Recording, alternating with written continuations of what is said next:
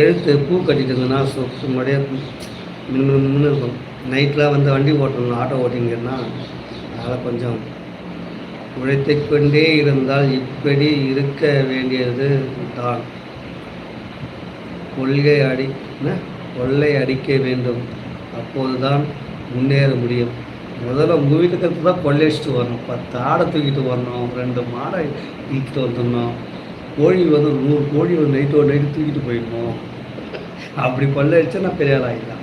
அது தெரிஞ்சவங்க வீட்டு தான் போக முடியும். ஏன்னா என் ஃப்ரெண்டு தான் எடுத்து போனால் போடான்னு விட்டுருவாங்கல்ல.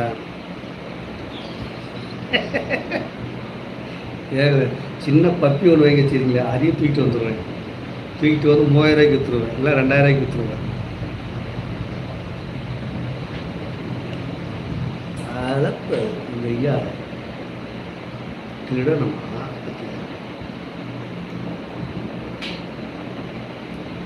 ஹாய் ஃப்ரெண்ட்ஸ், யாரும் தப்பாக நினச்சிக்காதீங்க, சும்மா ஜாலிக்காக பேசுகிறோம், ஓகேவா?